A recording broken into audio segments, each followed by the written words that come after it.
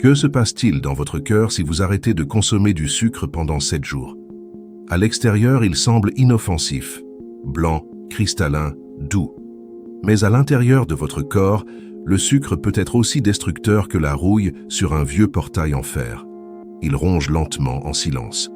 Il ne fait pas de bruit, ne prévient pas. Il use. Et lorsque les premiers signes apparaissent, il est souvent déjà trop tard. Aujourd'hui, des milliers de personnes de plus de 50 ans consomment du sucre quotidiennement, persuadés qu'un petit plaisir sucré de temps en temps n'a rien de dangereux. Mais la réalité est plus sévère. Selon les données de l'Organisation mondiale de la santé, la consommation excessive de sucre est l'un des principaux facteurs responsables des maladies cardiovasculaires chez les personnes de plus de 60 ans. Et il ne s'agit pas d'excès évidents. Nous parlons ici de petites habitudes quotidiennes en apparence anodines. Ce biscuit fourré avec le café de l'après-midi, la cuillère de sucre dans le jus de fruits, le dessert sucré après le déjeuner. Le corps vieillit, les artères perdent de leur élasticité, le sang devient plus visqueux, et le sucre, il arrive dans ce décor tel un pyromane lançant de l'essence sur les flammes. Il alimente les inflammations, dérègle le rythme cardiaque, perturbe la tension. Et le pire, la majorité des gens ne se rendent compte des dégâts qu'une fois aux urgences. Comme le dit la sagesse des proverbes, le sot méprise les conseils, mais le sage veille sur sa vie. Ce n'est pas de l'alarmisme, c'est de la prévention. C'est prendre soin de ce cœur que vous devez protéger pour continuer à vivre pleinement. Vous êtes-vous déjà demandé combien de fois votre cœur bat par jour? En moyenne, plus de 100 000 battements. Imaginez maintenant que chacun de ces battements est ralenti par des artères durcies, enflammées et obstruées par des années de consommation excessive de sucre. C'est un effort inhumain pour un organe qui n'a jamais le droit à une pause. Mais voici une vérité que personne ne vous a dite. En seulement 7 jours sans sucre, votre corps commence à se régénérer de l'intérieur. 7 jours, 1 semaine. Et votre cœur, peut-être en souffrance silencieuse à cet instant même, peut recommencer à respirer. C'est de cela que nous allons parler maintenant. Les 7 premiers jours, sans sucre, un miracle à l'intérieur du corps. Les 2 premiers jours sans sucre, le corps est en état d'alerte. Le cerveau, habitué aux pics de dopamine provoqués par les douceurs et aliments transformés, envoie des signaux d'urgence. Anxiété, maux de tête légers, irritabilité. C'est le reflet de la dépendance qui se manifeste. Mais même dans ce malaise initial, quelque chose de silencieux et de puissant commence à se produire à l'intérieur. Le foie, qui jusqu'alors travaillait en surcharge pour traiter l'excès de fructose et de glucose, commence enfin à respirer. Il réduit la production de graisse, améliore la filtration du sang et initie un processus naturel de détoxification. La glycémie, auparavant aussi instable qu'un grand 8, commence à se stabiliser. Au 3e et 4e jour, le corps comprend que le sucre ne reviendra pas. L'intestin, lui aussi impacté par la surconsommation, retrouve sa fonction naturelle. Les bactéries inflammatoires cèdent la place aux bonnes bactéries, celles qui favorisent l'absorption des nutriments et réduisent l'inflammation systémique. Résultat, la rétention d'eau diminue et les premiers signes extérieurs apparaissent, visage moins gonflé, jambes plus légères, énergie au réveil. Mais c'est au 5e jour qu'un changement remarquable se produit dans le cœur. Avec moins de sucre circulant dans le sang, la pression artérielle commence à se stabiliser. Le sang circule plus librement et le rythme cardiaque devient plus régulier. Ce n'est pas une simple sensation. C'est une réponse biologique concrète. Le corps cesse de réagir à des pics glycémiques incessants et retrouve un fonctionnement apaisé. Au 6e et 7e jour, les marqueurs inflammatoires dans le sang commencent déjà à baisser. L'insuline devient plus efficace. Le pancréas, autrefois surmené, fonctionne désormais avec précision. Et le cœur, il retrouve enfin un rythme de repos. Comme s'il s'était allégé d'un fardeau, un soulagement silencieux que peu remarquent, mais qui change tout à chaque battement.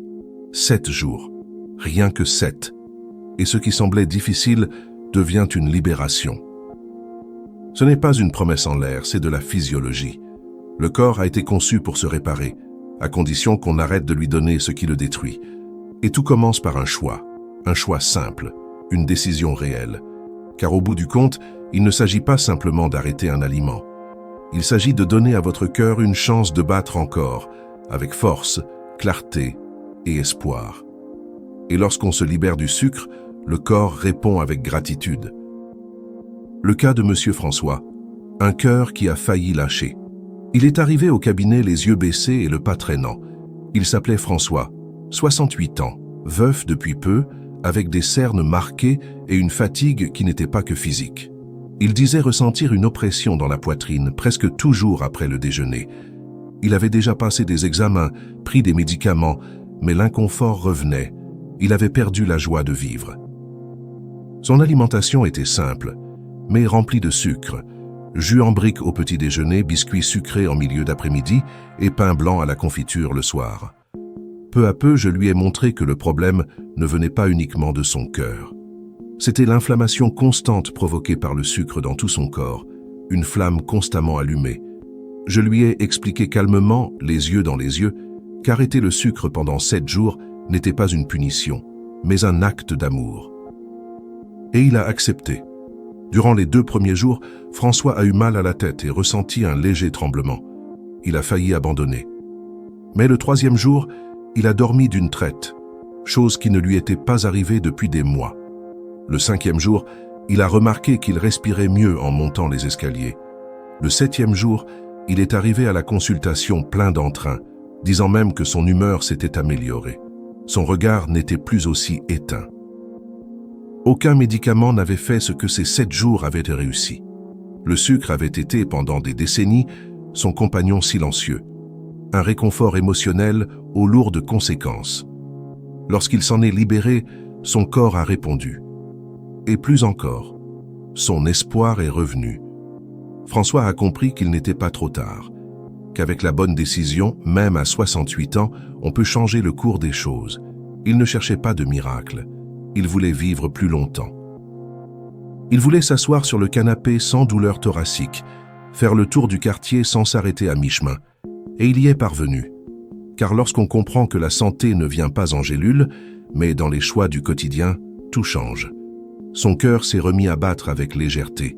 Et peut-être que le vôtre aussi n'attend que cela. Un nouveau départ. Simple, clair, possible. Comme celui de Monsieur François. La vérité cachée par les étiquettes. François, comme tant d'autres, croyait ne pas consommer tant de sucre. Il ne mettait jamais plus d'1 cuillère dans son café et évitait les desserts après le repas. Mais ce qu'il ignorait, c'est que le sucre le plus nocif pour le cœur ne se trouve pas dans la cuillère, mais caché là où personne ne regarde. Dans les jolies étiquettes, les emballages colorés, les rayons qui promettent santé avec des mots creux. Avez-vous déjà lu attentivement l'étiquette d'un yaourt dit nature ou d'un muesli qui se prétend complet? En petites lettres difficiles à lire, on découvre des noms que personne ne reconnaît immédiatement.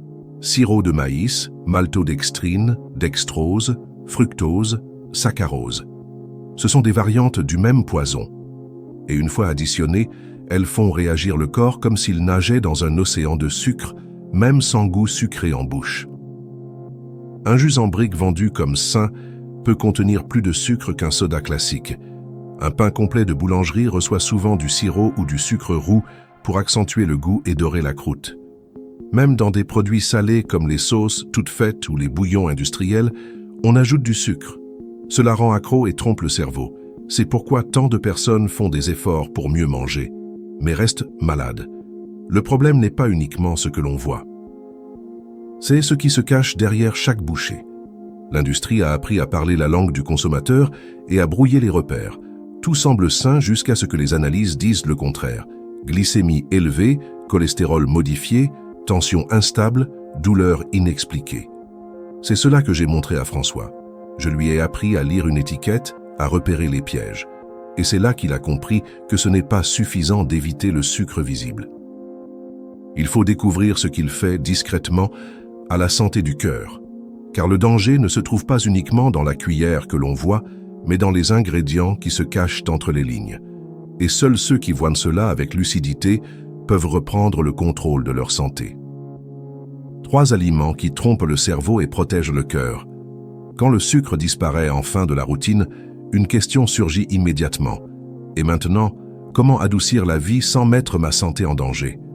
Le corps ressent un manque, les papilles s'étonnent, et le cerveau réclame ce plaisir immédiat qu'un dessert lui apportait toujours. C'est à ce moment-là que beaucoup abandonnent, mais ce n'est pas une fatalité. Il existe des aliments qui trompent le cerveau, procurent du plaisir et protègent en même temps le cœur.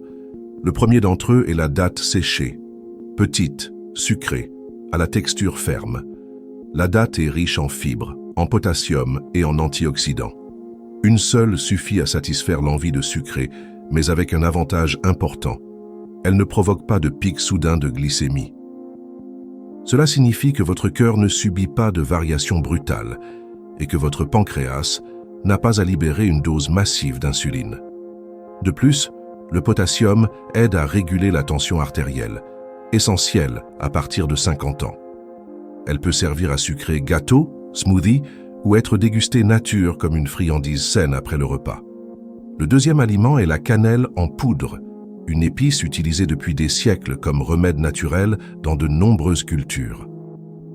La cannelle a la capacité de réguler le taux de sucre dans le sang et d'améliorer la sensibilité à l'insuline. En même temps, elle offre une saveur douce et chaleureuse qui trompe les papilles. Saupoudrée sur une pomme rôtie, dans un café noir ou une banane écrasée, elle procure une sensation sucrée sans ajout de sucre. C'est un choix intelligent pour protéger le cœur et réduire l'inflammation. Le troisième est la compote de pommes ou la purée de bananes bien mûres. Des options idéales pour les recettes maison. En utilisant des fruits mûrs à la place du sucre, vous offrez à votre corps un aliment naturel, riche en fibres, en vitamines et à absorption lente. Contrairement au sucre raffiné, ces aliments ne provoquent pas de choc glycémique qui épuise l'organisme. La compote de pommes, par exemple, peut être utilisée dans des pancakes, des muffins ou même des sauces. La banane mûre, bien écrasée, apporte du moelleux et une douceur naturelle à toute préparation sans surcharger le cœur. Ces trois aliments ne se contentent pas de remplacer le sucre. Ils réparent, soignent et renforcent. Ce sont des alliés de votre santé qui permettent une alimentation à la fois savoureuse et sûre, des outils précieux qui mettent le goût au service de la vie. Et si vous souhaitez aller plus loin et découvrir des recettes complètes, pratiques, testées, à base de ces ingrédients et d'autres qui font réellement du bien à votre corps, notre guide de recettes, pour ne pas tomber malade, est le meilleur point de départ. Il a été pensé pour ceux qui veulent vivre avec plus de légèreté, d'énergie et de protection. Le lien se trouve juste en dessous, dans la description et en premier commentaire épinglé. Utilisez ce guide comme votre nouveau livre de chevet en cuisine. Ce n'est pas un cadeau que vous vous faites.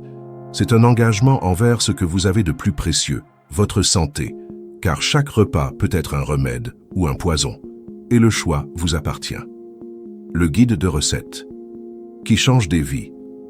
C'est exactement ce type de changement qui a transformé la routine de Madame Élise, 72 ans, hypertendue, souffrant de douleurs articulaires et avec des antécédents d'arythmie. Dès qu'elle a commencé à adapter son alimentation avec les recettes de notre guide, elle s'est non seulement libérée du sucre, mais a aussi retrouvé de l'énergie au réveil, vu ses jambes moins gonflées et retrouvé une sérénité qu'elle n'avait pas ressentie depuis longtemps, au moment du coucher. Elle disait elle-même qu'elle ne savait rien cuisiner sans sucre, jusqu'à ce qu'elle découvre que la vraie saveur des aliments se révèle uniquement quand on arrête de la masquer avec des artifices. Le guide l'a aidé à réapprendre à manger avec intelligence et simplicité, en combinant des aliments naturels avec du goût, une fonction, de l'authenticité. Et c'est ça, l'essentiel. Les recettes de ce guide n'ont pas été créées pour avoir l'air saines, mais pour l'être réellement. Avec des ingrédients accessibles, des méthodes simples et des résultats concrets. À chaque page, à chaque préparation, vous ne nourrissez pas seulement votre corps, vous reprenez le contrôle de votre santé. Car lorsque vous savez ce que vous mettez dans votre assiette, vous comprenez ce qui se passe à l'intérieur de vous. Alors la peur s'en va, le corps réagit, l'esprit s'éclaircit, l'énergie revient. Si vous n'y avez pas encore accès, le lien est juste en dessous, dans la description et le premier commentaire épinglé. Ce n'est pas une vente, c'est une proposition de changement, une invitation à transformer votre cuisine en un lieu de guérison. Et si tant de personnes de plus de 60 ans récoltent déjà les fruits, il n'y a aucune raison pour que vous ne les récoltiez pas aussi. Il suffit de le vouloir, il suffit de commencer. Car il n'a jamais été question de restriction, il a toujours été question de libération. Et chaque recette de ce guide est une porte ouverte vers cette nouvelle vie. Décision de vie. Le meilleur jour pour commencer, c'est aujourd'hui. Toute transformation commence par une décision. Et le plus difficile n'est pas de savoir quoi faire, mais quand commencer. La vérité, c'est que le temps n'attend pas. Le corps n'attend pas. Et surtout, le cœur n'attend pas. Il bat tant qu'il le peut, mais il a besoin d'aide, de place, de soulagement. Et ce soulagement commence quand vous choisissez de faire un pas. Un seul.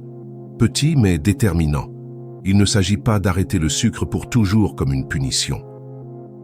Il s'agit d'expérimenter ce qui se passe quand vous permettez à votre corps de fonctionner comme il a été conçu.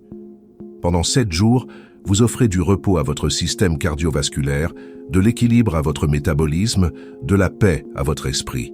Et une fois que vous ressentez les effets, le corps lui-même réclame de continuer, car le bien-être devient une addiction quand il vient de l'intérieur. Peut-être avez-vous déjà essayé auparavant. Peut-être avez-vous abandonné au 2e ou 3e jour. Mais aujourd'hui, c'est différent. Aujourd'hui, vous avez de la clarté. Vous savez ce qui se cache derrière les étiquettes, vous connaissez des alternatives réelles, vous comprenez l'impact direct sur le cœur. Et vous savez que vous n'êtes pas seul. Des milliers de personnes ont déjà emprunté ce chemin. Certaines plus âgées, d'autres avec plus de contraintes. Et pourtant, elles y sont parvenues. Écrivez-le en commentaire. Ma santé est une priorité. Cette phrase simple est un engagement silencieux. Un rappel quotidien, un bouclier contre le découragement. Qui sème la santé aujourd'hui, récolte la liberté demain. La liberté de marcher sans douleur, de respirer sans hâte, de vivre avec plénitude. Comme le disait Sénèque, pendant que nous remettons à plus tard, la vie passe. Alors si vous êtes arrivé jusqu'ici, ne vous arrêtez pas maintenant. Lancez-vous. Préparez votre maison, videz votre garde-manger, organisez votre routine. Revenez au chapitre précédent. Regardez quels aliments vous aideront sur ce chemin. Accédez au guide que tant d'autres utilisent déjà pour vivre avec plus de légèreté. Et surtout, écoutez ce que votre cœur vous dit. Il ne crie pas. Il murmure. Et dans ce murmure réside la chance de vivre mieux, plus longtemps, avec plus de paix. Le meilleur jour pour prendre soin de vous, c'est aujourd'hui. Et si vous faites ce pas maintenant, demain sera plus léger que vous ne l'imaginez.